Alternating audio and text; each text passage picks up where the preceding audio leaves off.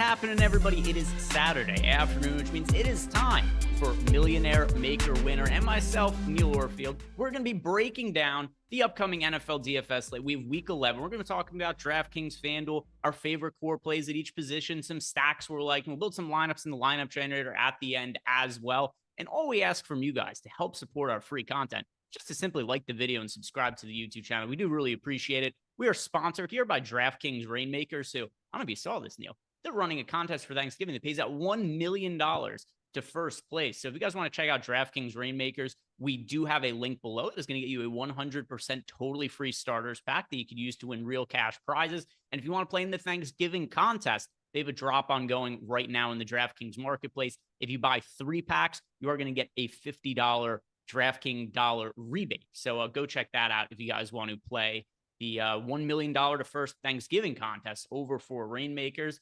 Neil, what is happening? How was week 10 for you? Week 10, man, I honestly don't even remember week 10. It didn't go great. I know that. I know I did not win money on week 10. So I guess we can start there that I didn't win money. My Rico Dowdle home run call almost like sort of worked out. He ended up getting a touchdown right at the end. So it wasn't a complete disaster, at least. But overall, I don't think I had a great week 10. Yeah, I don't remember much of it other than Rico Dowdle being fine, looking okay, kind of saving it with a touchdown at the end. How did your week 10 go? It went well. So when I have as my most rostered stack when we do this show and I run lineups, if it's Dak Prescott double stacks, I just know that like I have to load up on them. So that is, I played a ton of Dak Prescott double stacks and I nearly won the milli on FanDuel. I was only 10 points out of first place. I'm going to be tilted about this for the rest of the football season, Neil, because what happened is I was 10 points out of first place. I got 1 fantasy point out of my defense. Now, what's also especially annoying about it is I had in that lineup the Saints defense against your Vikings. That was the only lineup that I had with the Saints defense. Ooh. My most rostered defense on the slate on FanDuel was the Tampa Bay Buccaneers defense, and they just didn't happen to be in my top lineup. They were the same price as the Saints defense and scored 12 more fantasy points. So I feel like that should have been a win for me. What was it? Was it a milli to first, or what was first place in that contest? It was 200,000 to first on FanDuel. So it was still really good. I actually had a handful of lineups that were in the top 100 on FanDuel. So I had some live bullets, and I was really profitable last weekend, but it just wasn't the first place. I've been running really well. I've had a number of first place NBA finishes lately, a second place finish last night, but I haven't had a first place in NFL yet this season. Getting close though. I've had a bunch of really close calls in the millies on FanDuel and DraftKings. One of these days I'm going to hit it. And, well, you just keep nailing the right stack. And like, you're not even giving like just a 2-person stack. You're giving 3-person stacks and they're hitting every single time. So yeah, when you can hit, like start with that 3-person stack, you're going to do pretty well if it's the nuts. Yeah, and it was, so my most roster stack was the Cowboys last weekend. That was my favorite stack at the end of the show last week. My best lineup was Prescott, CeeDee Lamb, and Cooks in that particular lineup. My favorite stack, the one I rostered the most last week, was Prescott, Lamb, and Ferguson. So still, it was a good day, and now I feel a lot of pressure. I have to once again predict what the milli-making winning stack is going to be, which you and I are going to be doing at the tail end of the show as we go, and then also at the end, we'll see what the lineup generator has as its favorite stack. We'll build like one line. I think this would be a fun way to do it. I've been thinking about this all week. Is instead of building a bunch of lineups in the lineup generator, we'll just do one, and that'll be what we call the favorite stack of the lineup generator. So look forward to that later on in the show, guys. But let's get into it now, starting with the quarterbacks. Neil, who are the quarterbacks you are prioritizing for this week?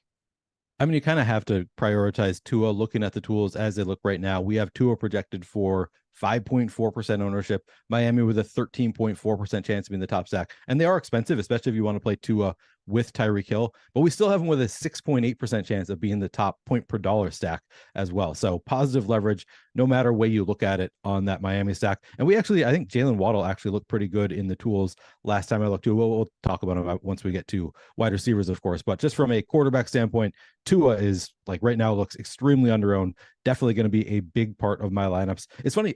I feel like it's happened a few times this year, Greg, where there have been pretty obvious plays that I have not played as like I look at it initially and I think, yeah, that's an obvious play. And then I don't play all that much of it. And then it ends up crushing. Like we had a Justin Herbert week, like pretty early on, I think, where Justin Herbert was playing against the Vikings. And at the time, the Vikings defense wasn't looking that great. And I looked at it, I was like, that looks so obvious. But then I didn't get to it all that much. And then it ended up being the nuts. I feel like sometimes I get away too much from these obvious stacks. And this is one that I'm going to try not to get away from this week, because I feel like Tua is extremely obvious this week. Are you going to be playing some Tua?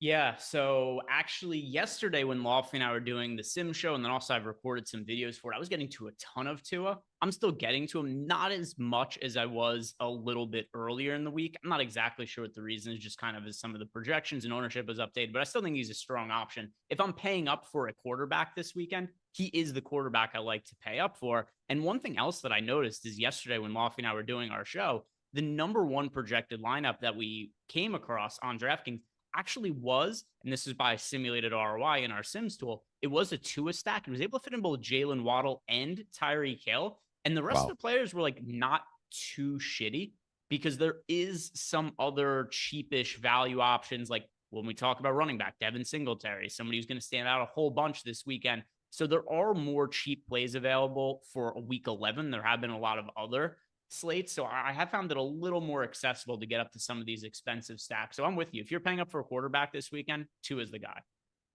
Yeah.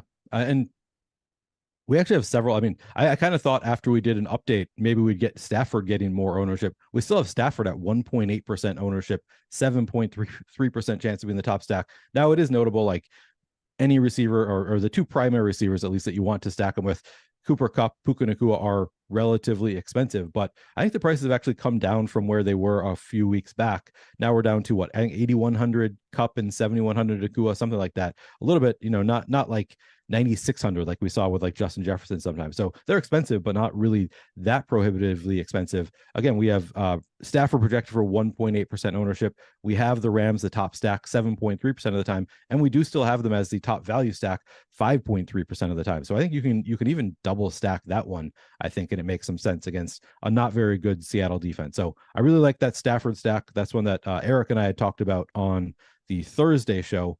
So that's another one that I'm going to be leaning into, as far as like both honestly contrarian enough. Like we don't need to go way off the beaten path here. These, just some of the top stacks are actually fairly contrarian here. Are you getting to any Stafford?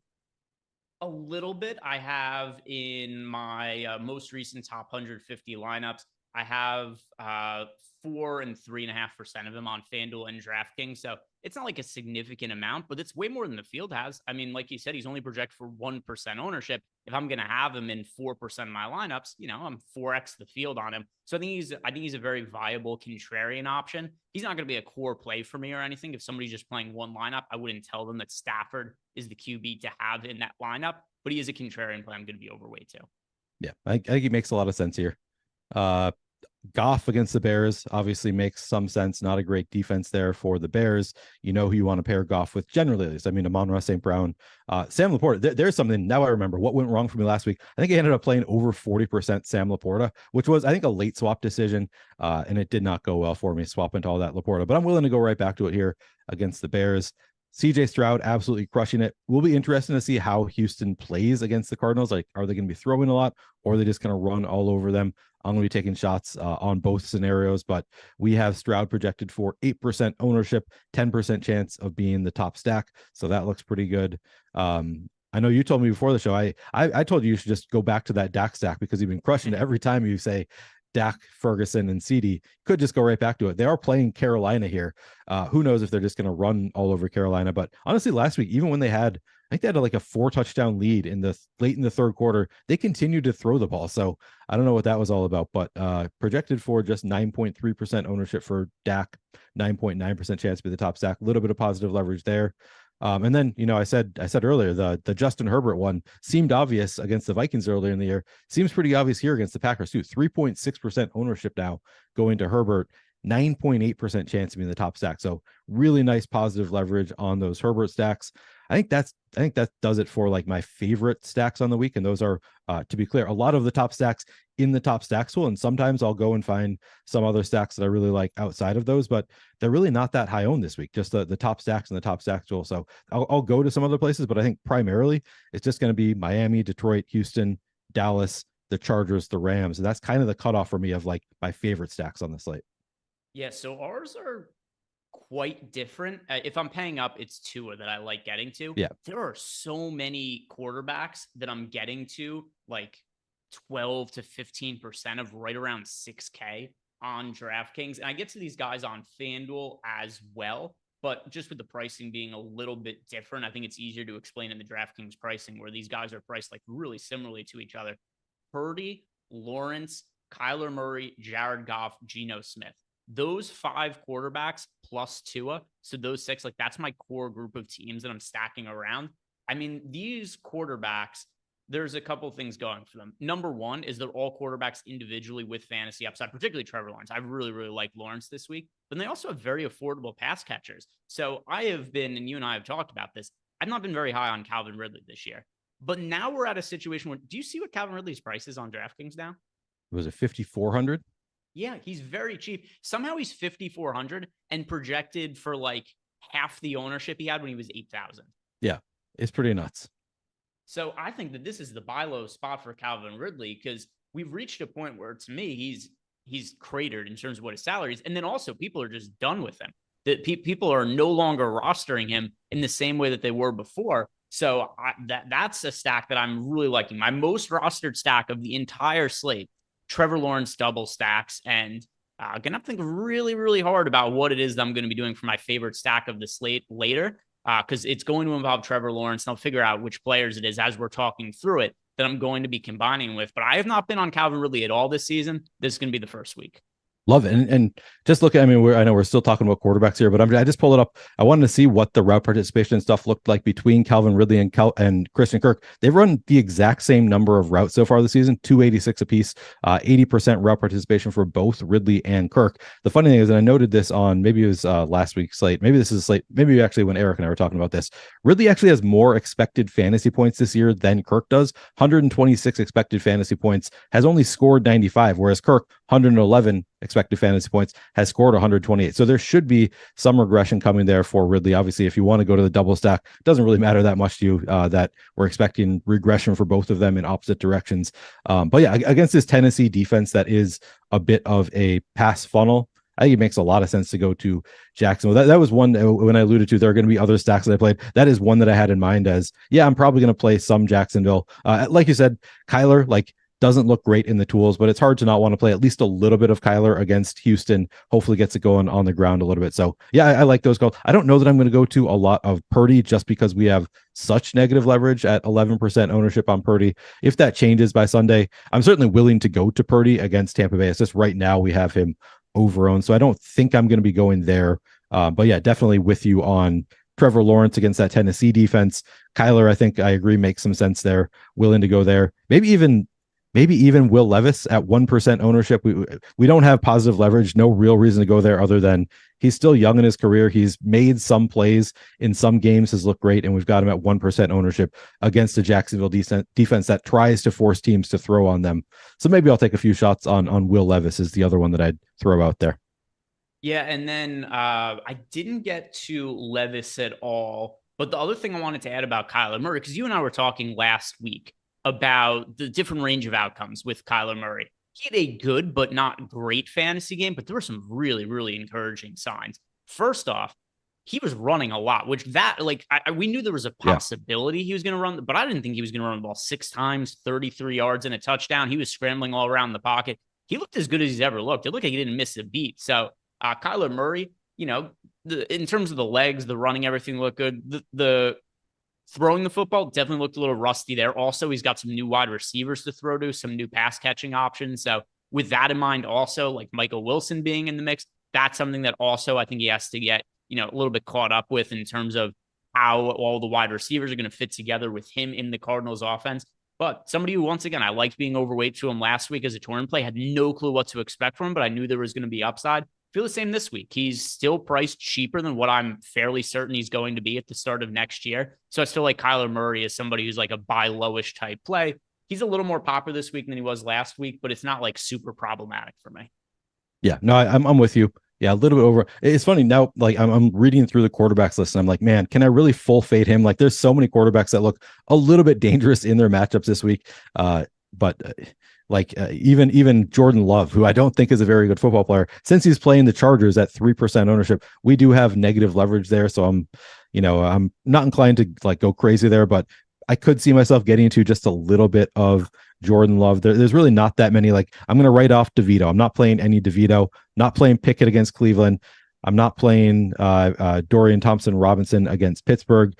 Not playing Bryce against Dallas. So like there are some quarterbacks I can write off here, but there's honestly not that many on this slate. Not going to go to Zach Wilson.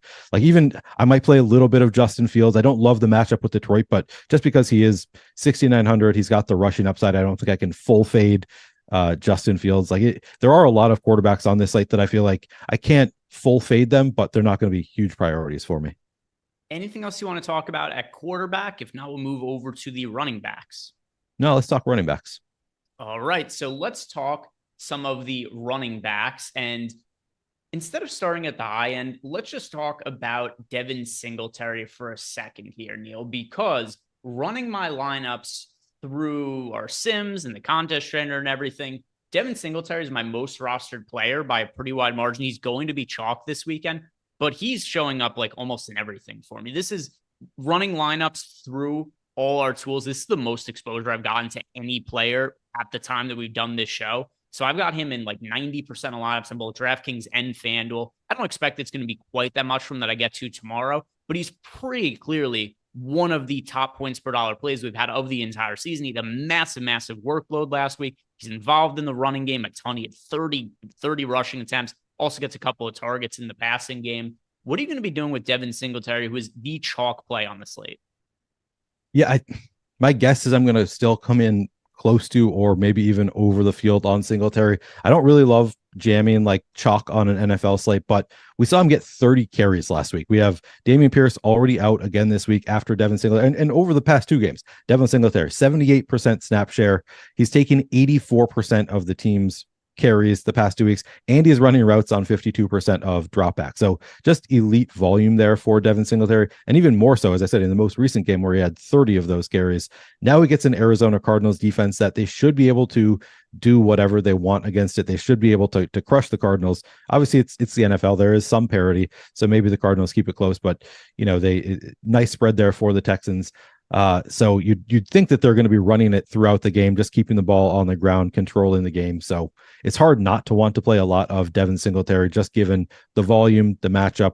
I'm with you. I'm with you on Devin Singletary. He's probably going to end up being my highest exposed running back.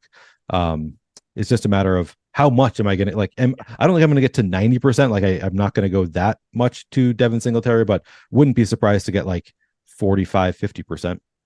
Yeah, and I mean, that's just what the data and tools on the site is giving me right now. If that changes tomorrow, it's certainly going to, if it's going to go in either direction, it's going to go down. It's not going to go up for me. So, but still, I think this is one of the best points per dollar plays we've seen of the entire season. We'll see how popular ends up getting. I assume he's going to be fairly popular. We have him projected for 29% ownership on DraftKings. Over on FanDuel, he's projected for 27% ownership. So let's say that his ownership projection goes up, like maybe that ends up being like 40% by tomorrow, because we've seen that this year, which has not been the case in previous years, where some of these really top projected value options in previous years, this is what they'd be. They'd be like 25, 30% in a contest like the Millie Maker. This year, though, we've seen slates like the Raheem Mostert slate where he was, 55% owned? Yeah. We've seen people really get schemed up. So that is something that would lower my personal ownership to him, is if the field is getting to him at like a 40% clip by tomorrow. But either way, I do expect Devin Singletary to likely be my most rostered player on the entire slate. And then also something to add about the running backs, because I'm getting to so much of him right now, I don't really get to much of any other running back, just kind of by default. If there's two running back spots on FanDuel and DraftKings, and one of them showing up in 90% of my lineups, well, then it kind of means that I don't really get to like 20+% of any other running back. It ends up being a little bit more spread out. Let's start now, actually talking about the position beyond the chalky option in Devin Singletary. At the high end, we've got Christian McCaffrey projected to be the second most popular running back over on DraftKings. On FanDuel, he's expected to be 16% owned, so not quite as popular on DraftKings, but still popular. What are you been doing with Christian McCaffrey, who's very expensive at $10K on FanDuel, and he is $9,300 on DK and still projected for a good amount of ownership? Yeah, I'm happy to be in line with the tools here. The tools have him 19% owned, 14% chance to be an optimal. So that would tell me I want to be underweight to Christian McCaffrey. That is kind of naturally where I want to go with the $9,300 Christian McCaffrey. I feel like the best values on the slate are at running back. So, I mean, you could try to flip the script, go expensive here, but it's not a great matchup with Tampa. Obviously, the volume is elite, but just given the price tag, like you kind of need 2 touchdowns and 100 yards kind of thing for Christian McCaffrey. So you're asking for a lot there. Tampa is 7th against the run in terms of run DVOA. So not a great matchup. He is obviously so involved that he's kind of got a nice floor there, Christian McCaffrey, but still at that price tag, like 1 touchdown and 80 yards is not going to be nearly enough to pay off that price tag, even with like 5 or 6 receptions. Still not really enough to make you happy that you paid $9,300 for him. So you just need so much at that price tag relative to all of the pretty good inexpensive running backs on the slate. I think I'm going to be playing a lot more of the cheaper guys. Yeah, and that's where I'm at too with a lot of my running back exposure, and obviously heavily influenced by the amount of Singletary I'm getting into right now. But I prefer, and this is not uncommon for me, I think I've said this probably like 8 slates in a row or something. I much prefer spending up for wide receiver compared to running back this week. And I have some of McCaffrey. I'm underweight to the field to him, but my real preference if I'm spending up is to go to Tyreek Hill this weekend. That's the guy who I really want to pay up for. And, you know, if you look at the overall layout of the slate and how expensive these guys are, I would love to say, hey, go play a bunch of Christian McCaffrey and Tyreek Hill, but that's not reasonable. Or else I'll tell you, like, hey, you should also be playing, Jerry Rice on this slate and everybody else who just, is the best players of all time. But that's kind of what the decision a lot of people are going to make, especially if you guys are playing just 1, 2, 3 lineups. You're trying to find the guy you want to spend up for. My preference is Tyreek Hill, and the opportunity of cost of that means that I get to a little bit less of Christian McCaffrey. I'm cool with that, though, because of how much I like some of these cheaper running backs. So I'm not really getting to any of the expensive running backs a meaningful amount. Are there any other expensive running backs that are catching your eye? I mean, like I can't full fade Austin Eckler against the Packers. It is a great spot for Eckler, especially now the Chargers. We do have Keenan Allen back, so that we're not without Keenan Allen, but they're really hurting for stars there in Los Angeles. So Austin Eckler, I would say, like, he's not going to be a huge part of my lineups. I'm probably going to be underweight to the field on Eckler, I would guess. But he's also, like, you can see why people want to play him. And he's only getting 8% ownership. I think that's pretty reasonable. We have him optimal just 5% of the time, which is why I don't think I'm going to be, well, one of the reasons, that plus all of the good, cheap value reasons that I'm not going to be getting to a ton. But I can see why people would want to play Austin Eckler at the very least. ETN, really hard for me to get there against that Tennessee run defense, especially getting 17% ownership. He is getting great volume, so I get that. Saquon, great matchup with the Commanders. Maybe he gets enough volume where he'd be worth it, but I also think do I trust any part of this New York offense with DeVito at quarterback?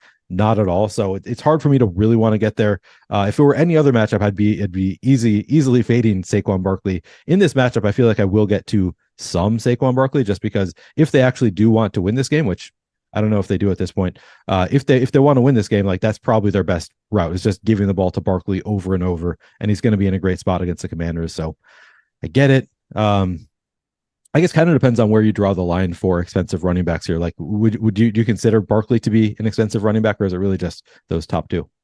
I do consider him to be an expensive running back, and I am also underweight to the field to him. So if I go ahead and look at my running back exposures, to find a running back I have north of 10% of, the most expensive one on DK, well, I do have more than 10% of McCaffrey, but still like barely over 10%, which has me well underweight to the field to him. So if I have to find somebody who I'm overweight to, that is the most expensive, that is Aaron Jones for me, who's projected for 16% ownership. I got to him in 18% of lineups at $6,200. Good matchup against the Chargers, has potential to be a shootout if the not terrible version of Jordan Love shows up. So Aaron Jones is somebody who, picking up some ownership, I like him in the mid-range. There's also some other cheap contrarian running backs I like, but that's the other guy in the mid-range who's getting some ownership that I'm also getting to is Aaron Jones. Yeah, great matchup for Aaron Jones against the Chargers. Over the past 2 weeks, 33 total carries, running routes on 50% of dropbacks. He's been targeted 11 times.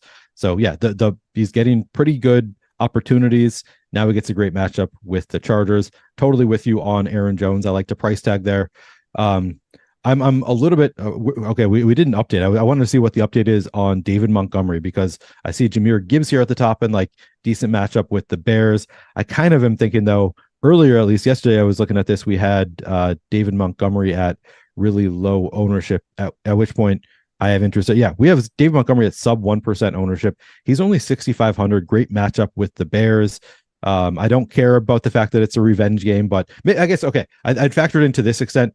The 1 yard goal line touchdown that David Montgomery famously gave to Jahmyr Gibbs last week when it was called for Montgomery and he let Gibbs take it. I don't know that he would do that against the Bears. So I guess that is the one little bit where I would factor in the fact that he's playing against his former team. But in general, it's just, I think he's still like, it's a split backfield. We have so much more ownership going to Jahmyr Gibbs, who is also more expensive. And David Montgomery has been great in the games he's played this year. So I do have interest in a $6,500 really contrarian, as of right now, at least, David Montgomery. That's a spot. And I don't know that I totally believe that, because I think a lot of people are going to look at it and say, revenge game, I want to play David Montgomery. So I don't know that he's actually going to come in that low owned, but as long as he's below like 4% ownership, I think I would have some interest there.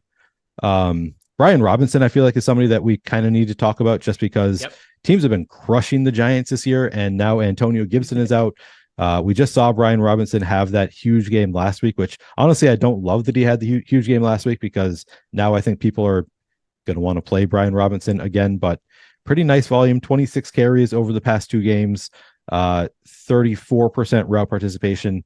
And now without Antonio Gibson there, I would guess both of those numbers go up. Like, I don't think they really want to be going to Chris Rodriguez a ton. So I think that there's going to be volume there for Brian Robinson in one of the best matchups you can have against the Giants. So he's somebody I have interest in. How much Brian Robinson are you getting to? Yep, I'm overweight to him as well. And he's not projected for all that much ownership. Like, he's not like a 1 or 2% owned guy or anything, but 10% is pretty modest. So Brian Robinson projected for 10% ownership over on DK. Let's see, on FanDuel, he's projected for 11% ownership. He's more expensive there at $7,200.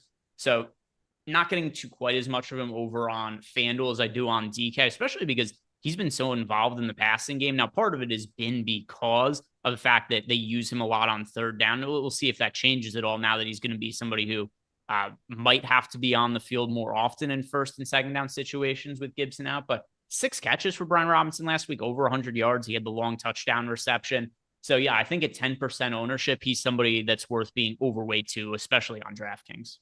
Yeah, definitely.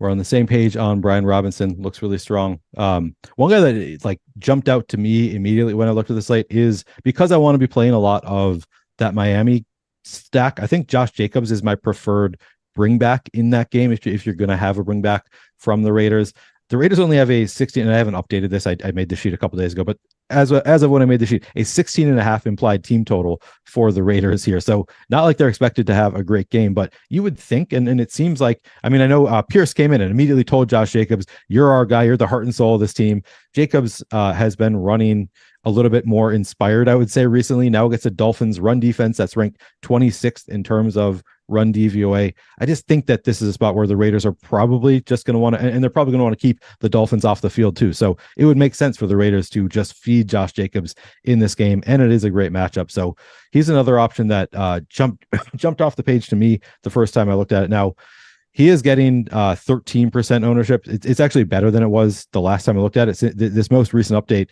I can see that he's more neutral of a play in the tools right now. I think it makes a lot of sense, at the very least, in your Miami stacks as a bring back, though. Not getting to very much of Josh Jacobs. It's not a game where I feel like I need a run back. If the Dolphins win, It could very much be like the Cowboy situation last week, where it might be like, hey, we are going to just smash the opponent. We're going to put a ton of points on the board. And part of it is because the Giants weren't able to do anything against the Cowboys. The Cowboys consistently started in really good field position. It was really easy for them to score touchdowns. This game could be the exact same. Raiders are a total disaster. They do have a lot more talent on their offense than what the Giants have, but it's like you can only do so much with bad quarterback play. True. It is tough with a rookie, a not very good rookie quarterback. Yeah, I get that. We also had the one game where AOC just targeted Josh Jacobs a ton. And I don't know that has really held up to the same extent, but we can at least hope for him to go back to those running back targets.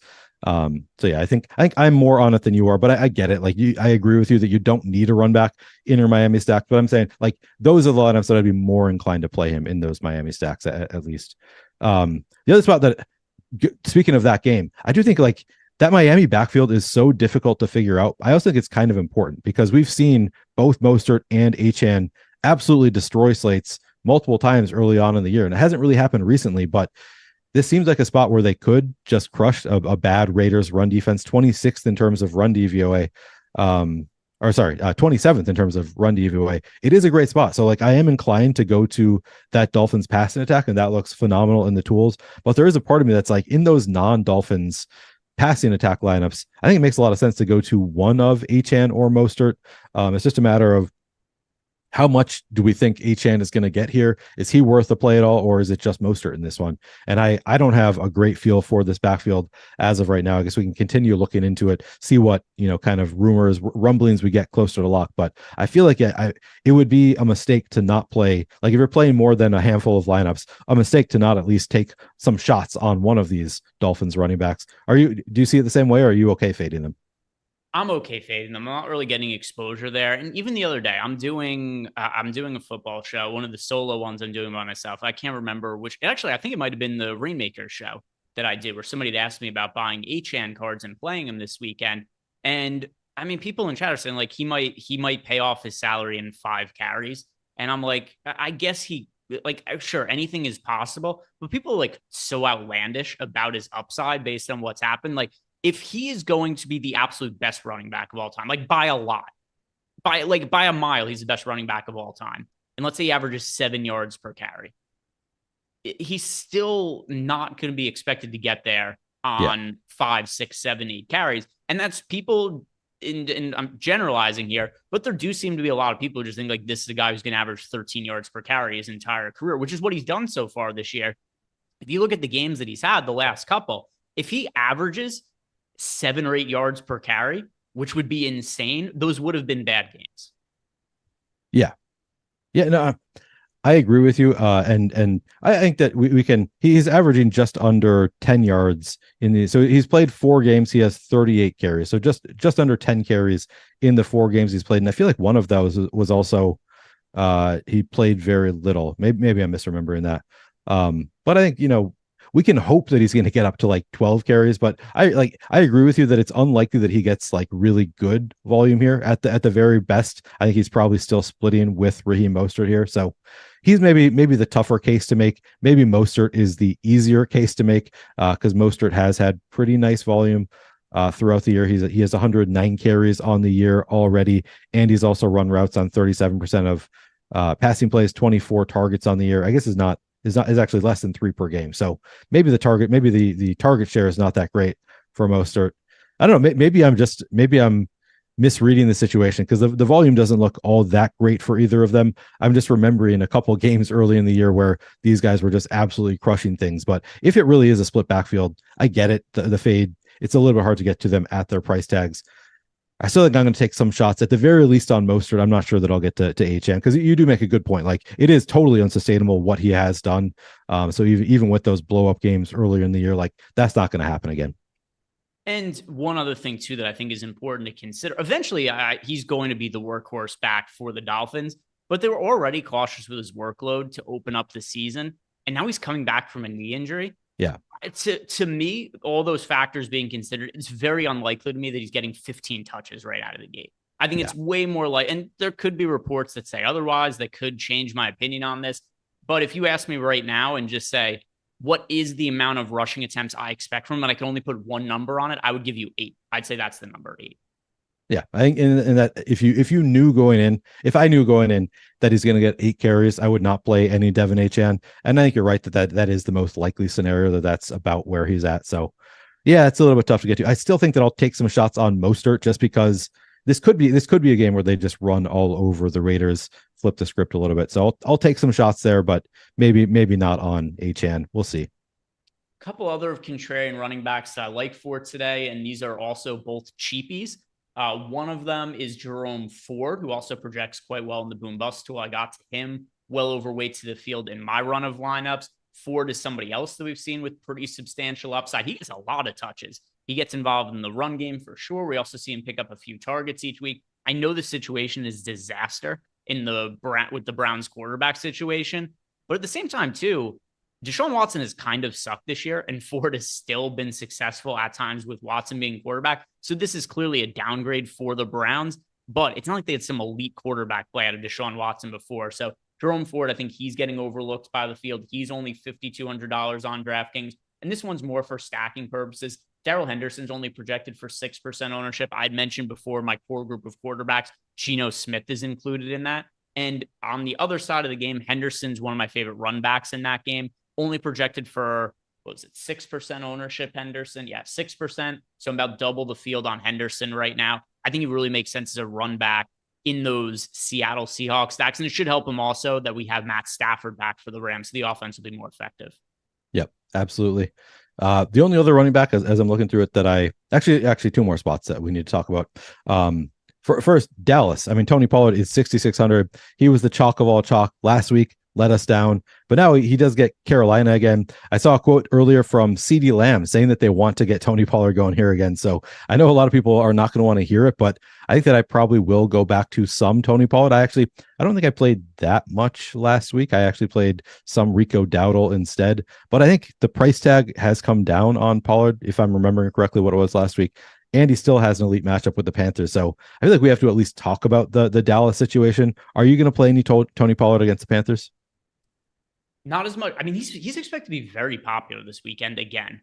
Like people, and I get it, because every time the slate ends, you go, can't consider Tony Pollard again next week. Then you look at the matchup. The Cowboys only play the worst teams in the NFL. I don't know how it's possible. This has to be the easiest schedule any team has ever had, because every single week you look at the Cowboys like, oh, Giants, Command. Part of it's because of the division. They get the Giants and the Commanders. Now it's like Panthers. Well, the Panthers suck also.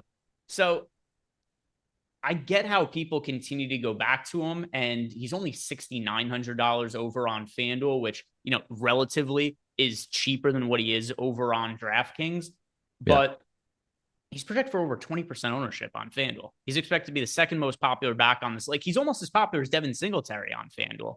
So my preference between the two is I prefer getting to Devin Singletary.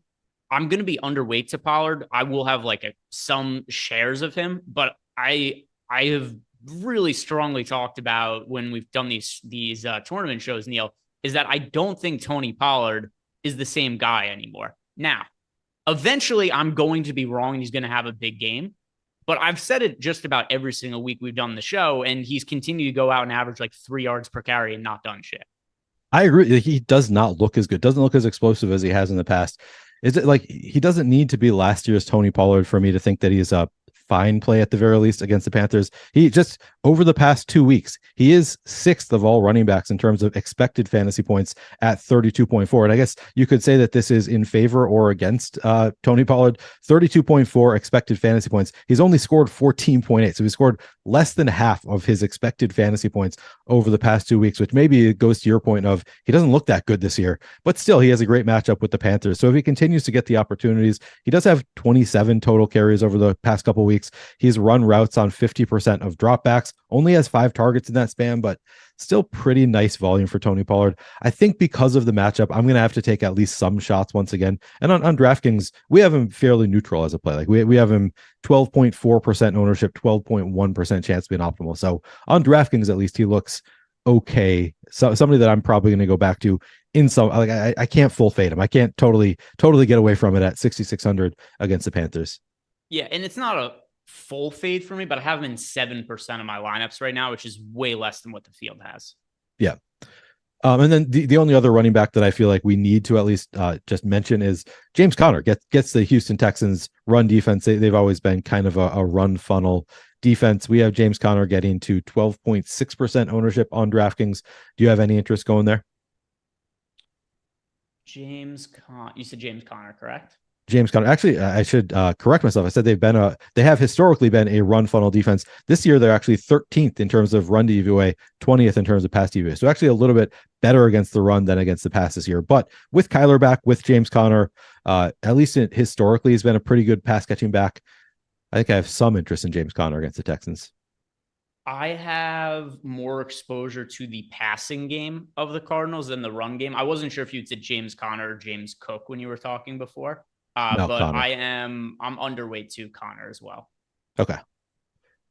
Yeah. Anything else you want to talk about a running back? Now we'll move over to the pass catchers. Yeah, that's it for running backs for me. All right. So let's go ahead and talk about the wide receivers then. And I've already made it clear that my favorite pay up option for the slate at any position, it is Tyreek Hill. Tyreek Hill is the guy who, if anybody has the salary to spend up for one position, I'm going to tell you Tyreek Hill is the guy to spend up for. And then also Rainmakers, the sponsor of the show. If you guys are playing one superstar this weekend, you can only play one superstar in each lineup. Tyreek Hill is my choice for that. What do you like at the high end of wide receivers? Is it Tyreek Hill for you, or is it somebody else you prefer as a spend up wide out? Yeah, it is. It is Tyreek Hill. I think is going to be my primary option there. Like even at 9,300, we have him optimal 14% of the time. He projects much better than any other wide receiver on the slate. I think I'm going to be going to that stat quite a bit. So definitely with you on Tyreek Hill as my favorite of the pay up options. It's a little bit hard for me to. I was going to say it's a little bit hard for me to get to Stephon Diggs against that secondary of the Jets. Like it's a really tough spot there. We do have Stephon Diggs at 1.6% ownership. So he actually looks like one of the better contrarian plays on the slate at 1.6% ownership, 4% chance to be an optimal. So I guess maybe a little bit, but I get why the field is getting to sub 2% Stephon Diggs. It is a really tough spot against Sauce Gardner, that Jets secondary. Very, very good. CeeDee Lamb, like again, I don't know if they're going to maintain the same passing volume. He's been so good recently. It's hard to like completely get away from it, but 11% ownership, 10% chance to be an optimal. Don't like him quite as much as Tyreek Hill. Keenan Allen looks fine. We've got some positive leverage there, all the way up at $9,000 there for Keenan Allen. But against that Packers defense, I think it's a fine spot. 9% ownership, 12% chance to be an optimal. Looks pretty good. Nice spot for Amon-Ra. So if you're going to play that Jared Goff stack, which I think a lot of these I'm going to be playing them with their quarterback. So I think in general, I'm playing a lot of quarterbacks that you can pair with these high end options. Like I do think I'm going to get to some Jared Goff. Obviously, Amon-Ra St. Brown probably going to be a big part of my Jared Goff stacks. And then like Cooper Kupp, somebody I might not get to a ton of Cooper Kupp, but I am going to play some Stafford lineups, in which case, obviously Cooper Kupp is going to get into those lineups. So I agree with you. Tyreek Hill, my favorite of the high end. I'm probably going to be sprinkling in most of these guys. If there's one that I'm not going to get to, it would be probably Stephon Diggs. But at the same time, like I said, really nice positive leverage there on Diggs. So if you want to go to that Buffalo stack, I think it makes some sense. Yes, the order of the three pay up options that I'm prioritizing. So let's see. This is if we look at everybody who is 7,400 and more expensive, so like the Mike Evans and above over on DraftKings. The players that I am prioritizing in this order, it is Tyreek Hill 1. It is Keenan Allen 2. So, we need a little bit more updates just to make sure that Keenan Allen's totally 100% ready to go from that shoulder injury. He is officially listed as questionable. Reports have indicated that he's trending towards playing, but we'll see what tonight brings. You never know what those 12 o'clock midnight Eastern time tweets from like Rappaport and Schefter could bring in as far as injury news. I do expect Keenan Allen to play, and we saw him finally get just peppered with a ton of targets. And last weekend, it was finally the game that I think we were expecting when Mike Williams first got hurt, where we saw a massive target share for Keenan Allen to open up the year. And then Mike Williams gets hurt, and you think like, oh my God, this guy's going to get all of the targets. And then he just didn't for weeks until finally last week. 14 targets, even though he briefly left the game with a shoulder injury, 175 yards, 2 touchdowns, and the field isn't getting there this week. Keenan Allen only projects for 9% ownership, so I like being overweight to him. And then Amon-Ra St. Brown at 12% ownership, overweight to him because Jared Goff is one of my core quarterback options. Yeah, I think that I'm largely with you. I definitely, we agree on Tyreek Hill, number 1. It's between probably Keenan and Amon-Ra for me as number 2. I was thinking Amon-Ra ahead, but we do have Amon-Ra at 3% more ownership too. So just trusting the tools, you're probably right. The Keenan Allen should be number 2 there ahead of Amon-Ra. But yeah, it's close between those two as my second and third options. Who was your other? I think you named four. Who was it? Was it CD Lamb? No. It was just three for me. Oh, okay, gotcha. It was Tyreek Hill, Keenan Allen. I'm on Ross St. Brown. Yeah, as far as fades go, to me, I don't think I'm going to be getting to Mike Evans this week. I don't think I'm going to be getting to Adam Thielen this week. Although Frank Reich taking back over play calling, which those were the games that Adam Thielen was absolutely crushing earlier in the year. But against the Cowboys, I'm going to make the mistake of fading Adam Thielen again, I think. And then Jalen Waddle, I think, we talk about those stacks with Tua. Jalen Waddle actually has really nice positive leverage as well. 7% ownership, 10% chance being optimal. Another, as you said, you can actually get to some double stacks there if you want to, but you can also go to just Tua and Waddle and hope that, Waddle scores those long touchdowns. So yeah, a lot of interesting ways to go paying up a wide receiver. And I agree with you. Like that's primarily when I'm paying up, it's going to be at wide receiver this week. Yep. So wide receiver, looks like we're more or less on the same page. And also, if you guys want to sign up for our NFL data package at stochastic.com, now is the time.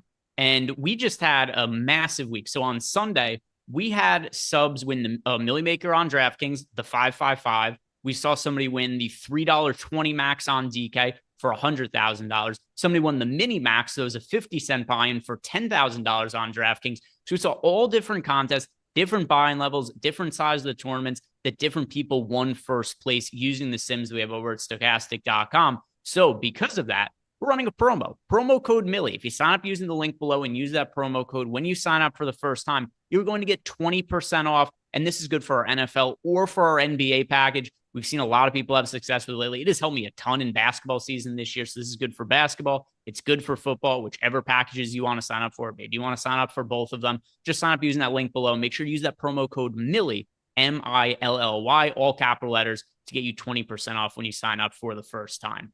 I would also add, Greg, we got the also the perfect time because we have the Thanksgiving slate coming up next week. So whether you sign up for a month or a week, you're also getting extra slates, extra bang for your buck right now. Signing up for any I've been saying it for the lineup generator, but it works for the sims as well. Like you're just getting more slates. And I think within the next month, we also might start getting some Saturday slates. I'm not sure. I haven't looked at the schedule, but I think later on in the year, you start getting some of those Saturday slates. So just more and more slates, better bang for your buck if you sign up now rather than earlier in the year.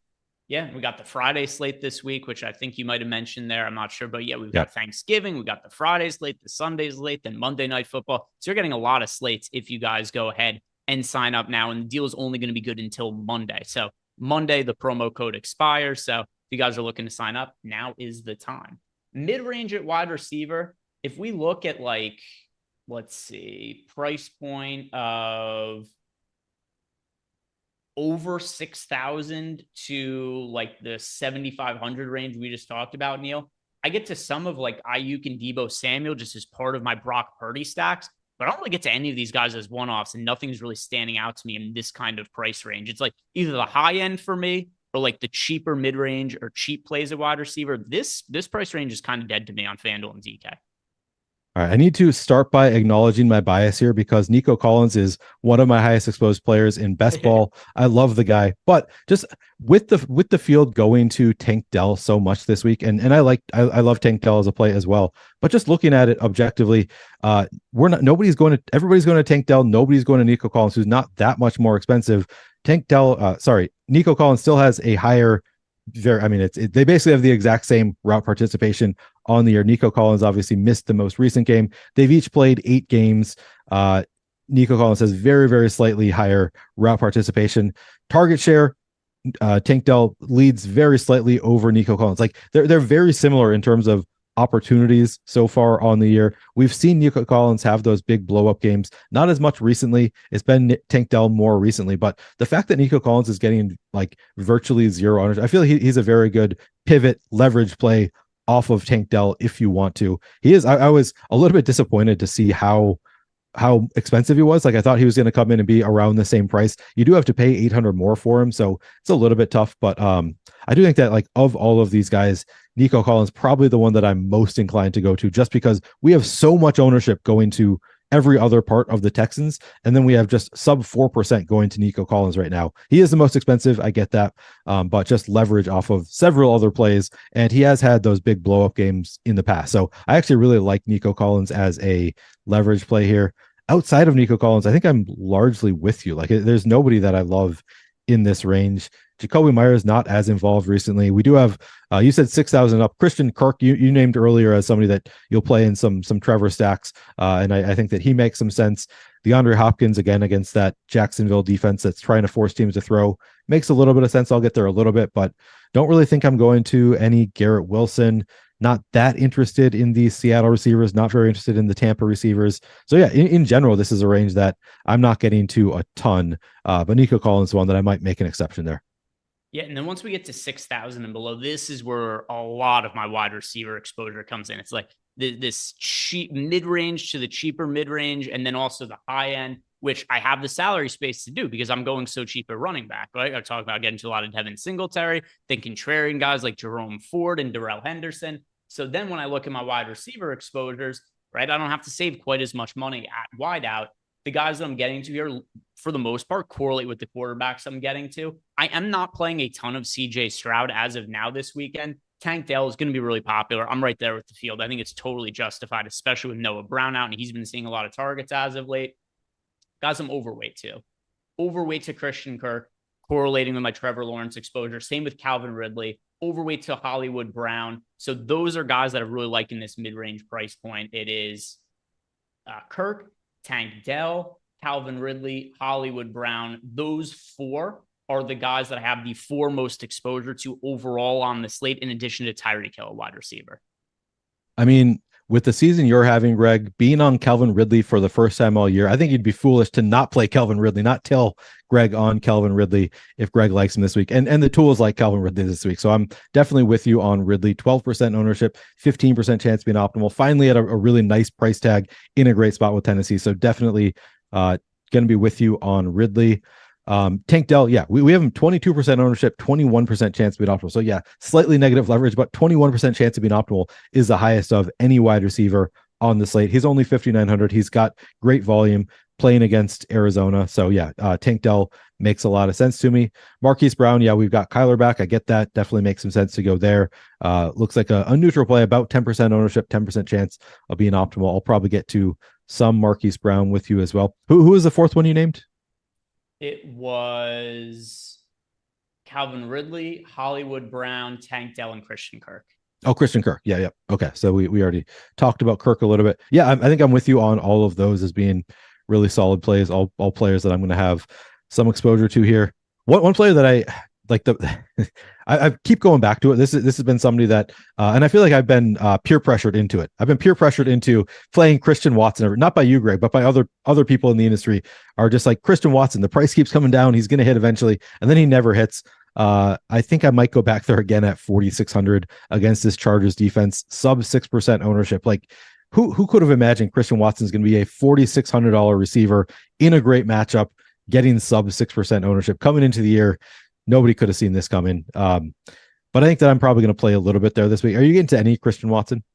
He is in 0 of my top 150 lineups right now on both FanDuel and DraftKings. So maybe when I'm more fine combing stuff tomorrow and working on more game stacks, like maybe he ends up as a run back and like a lineup or two, but he is not going to be a significant part of my lineups.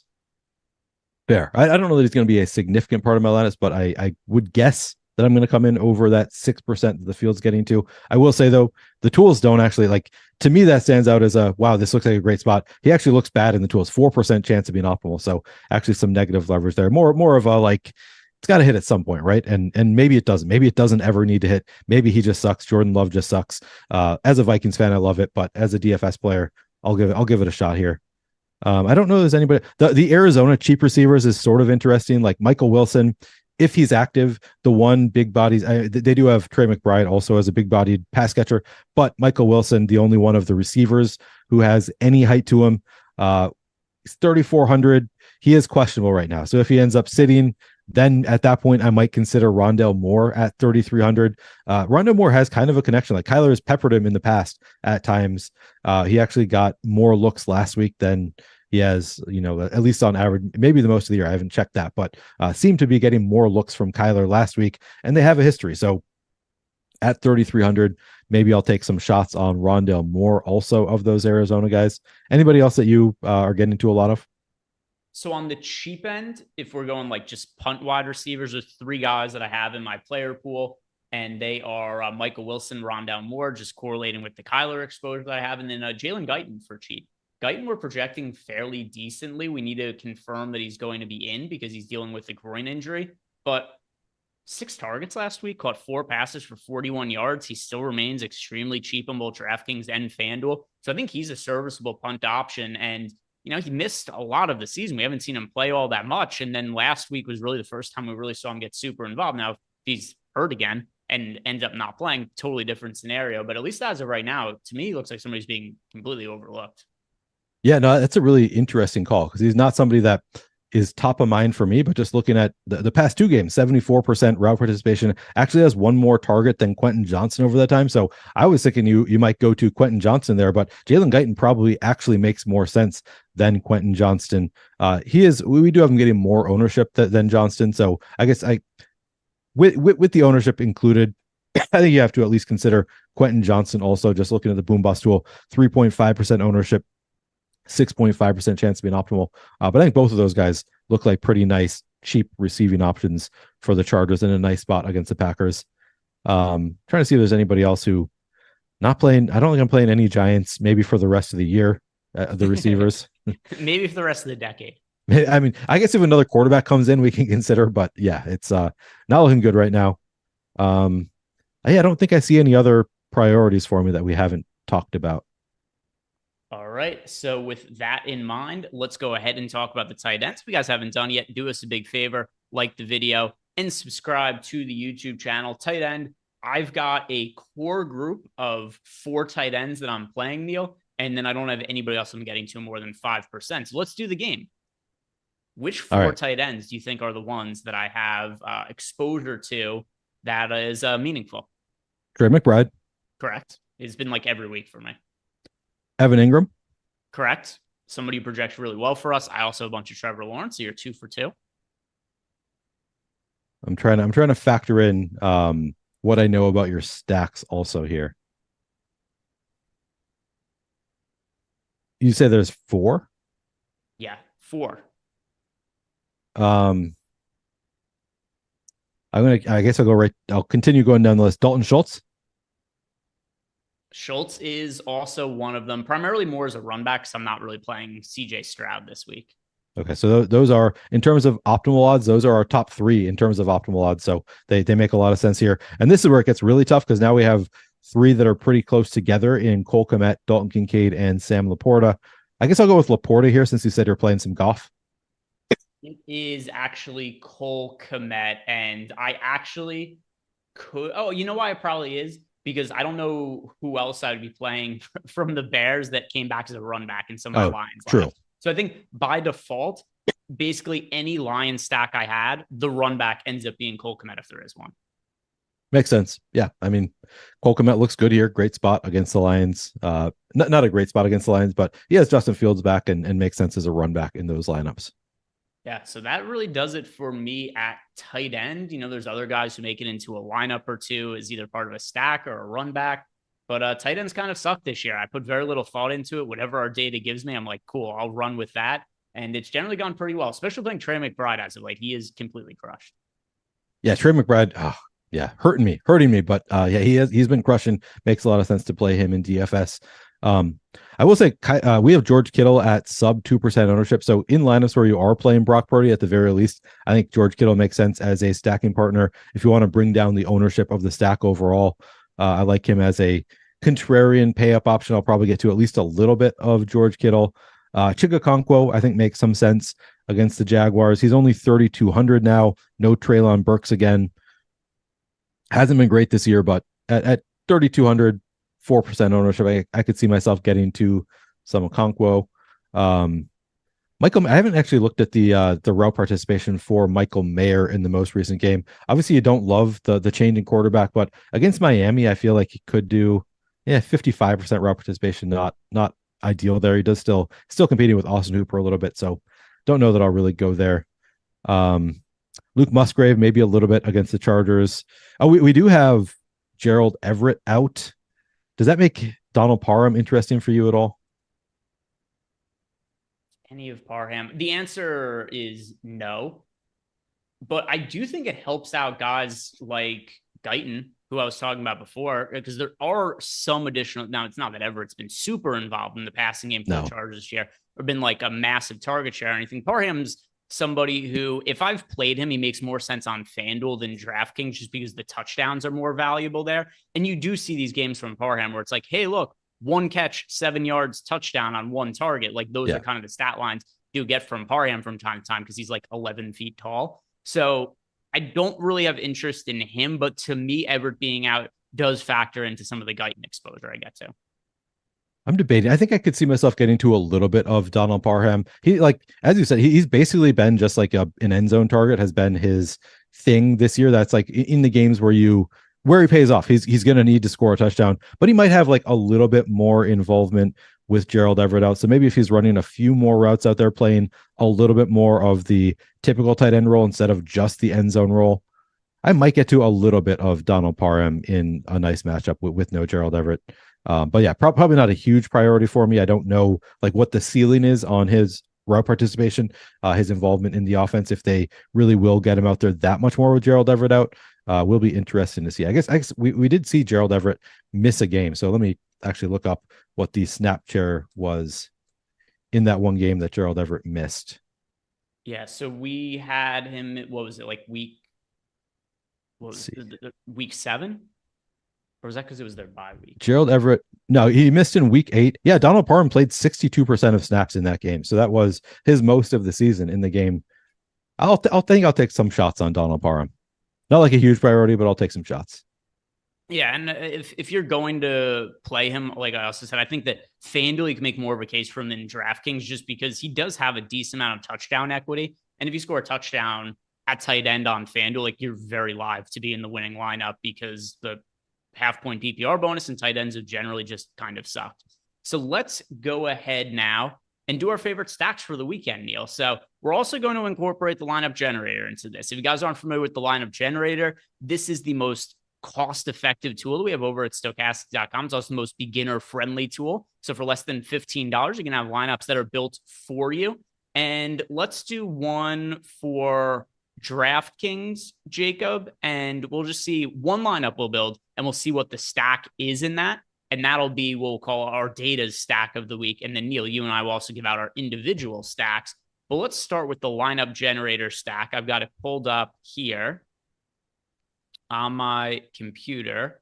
And yeah, let's see. What is it? So our number one lineup here, it is a Tua to, oh, wait, it went away. Oh yeah, don't swap anybody or anything, Jacob. Let's just look at like what the lineup is. Just the one that gave it. Well, this is fine. We've got it on the screen. This works. What we have right here. It's so number one lineup that popped up here. It was a Tua to Tyreek Hill stack, which I don't have any issue with that being the one. So we'll go that is the Stokastic lineup generator stack of the week. Oh, and now we pulled up a different one here. So 2, I guess. All right. So the first one was a Tua to Tyreek Hill stack, and this is a double stack, CJ Stroud to Tank Dell and Robert Woods. So Tank Dell is going to be popular, Robert Woods a little bit less so than CJ Stroud. So double stack there by the lineup generator. If you guys want to sign up for the lineup generator, it's going to build lineups for you, up to 20 of them on FanDuel and DraftKings you could save and then export to FanDuel and DraftKings. So if you're somebody who, newer to DFS, just want lineups built for you, or maybe you don't have the time to do all the research and all that, check out our lineup generator, less than $15. It is going to build the lineups for you. Neil, what is your favorite stack of the week? First of all, Greg, I just need to, since I was looking at my phone to look at YouTube, I have some breaking news for you. I just got a friend request on Facebook from my nephew. That is just insane. I think I'm going to cry. It's a 17-year-old nephew sent me a Facebook friend request. Man, that's crazy. Nice. I thought the kids were on Facebook. All right. Favorite stack. We haven't talked much about it. I think I'm going to go to, so we can't choose the Miami stack, right? If you want to, you can. Oh, I mean, if we can go to the Miami stack, like that is my favorite stack of the slate. The the Tyreek Hill Tua stack makes a ton of sense to me. You can obviously go the Jalen Waddle route instead if you prefer. That to me is just like the most obvious stack on the slate. Let me throw out one more, because I don't think that you were super on this one. I do like the idea of double stacking the Rams also, just going straight up to Cooper Kupp and Puka Nacua with Matthew Stafford. I like that as a stack as well. Double stack for me, I'm going Trevor Lawrence, Calvin Ridley, Evan Ingram.